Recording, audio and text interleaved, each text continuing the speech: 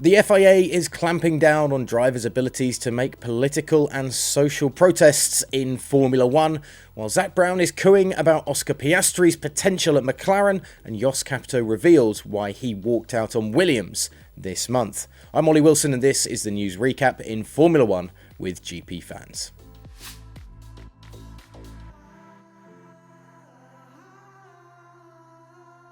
Let's start with the big story. This week, the FIA has decided to ban drivers and those competing in sanctioned competitions from making political statements without prior written permission from the sport's governing body.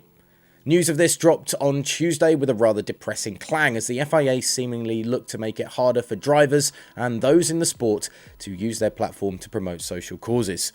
Lewis Hamilton has of course done this with his campaigning for the Black Lives Matter cause, famously wearing a t-shirt on the Tuscan Grand Prix podium in 2020 that read, "Arrest the cops who killed Breonna Taylor." It's also worth noting that the FIA has introduced this just as the sport's other loudest voice on social issues, Sebastian Vettel, has left F1.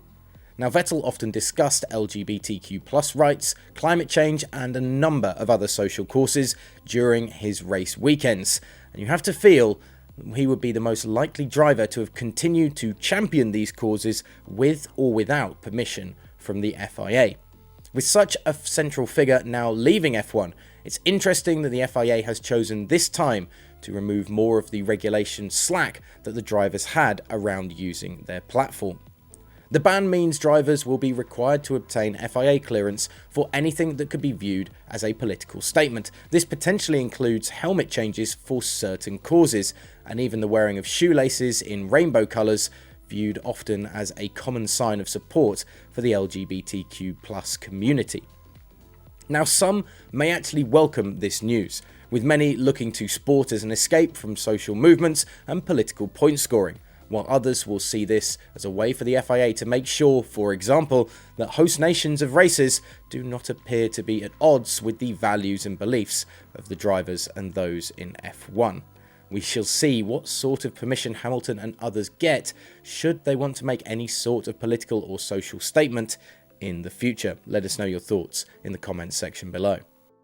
Elsewhere, Zak Brown is giving Oscar Piastri the big vote of confidence for the coming season, with the McLaren boss believing the young Australian will prove to be a sensational driver. The dramatic contract saga that led to Piastri's departure from Alpine's driver academy and walk through the doors of McLaren for this coming season may have tainted the F1 debutante's reputation before his first year in the sport, but McLaren owner Brown is certainly not seeing any of the gloss coming off his new driver, as he cooed to the press about the youngster's potential. "We sit here very excited for the potential of our driver lineup for the foreseeable future," said Brown, with Piastri of course paired with the talented young Lando Norris for next season. "We think Oscar will be a sensational racing driver. If you look at his career to date, he has won a lot of championships in his first year, which always tells you if a driver is special." There's certainly a lot of pressure on young Piastri after the fuss that was made to ensure his switch from Alpine to McLaren for this season. And Alpine fans, don't worry, Otmar Szafnauer has revealed that the mess that surrounded Piastri Gate won't be putting the team off their driver academy program, with the team committed to the program according to their boss. Maybe they'll keep one of their young talented drivers around long enough to put him in the big leagues in an Alpine in F1. Now, Jost Capito surprisingly left Williams this month as the team principal merry-go-round kicked off for this off-season.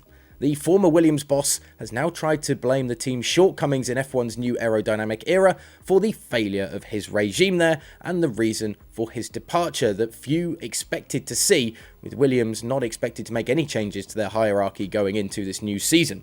But Capito's departure has now left them with a hole to fill and some parting shots to deal with as he walked out of the door, ending his 2-year spell with the team so abruptly. Capito put the team's struggles down to the antiquated systems in place within Williams, and with the team not taking strides towards the new aerodynamic regulations in the sport as early as their competition did, such as Haas and Alfa Romeo. At Williams, before Doralton, that was impossible, so I think we lost concept time on the new regulations, said Capito. Detailing the processes that were lacking at Williams, Capito added, there was not a proper ERP or enterprise resource planning system to run the factory. There was no project management. Capito feels that much of this is in place now, but a culture change is needed to bring the place together, and that will now take time, according to the former Williams boss.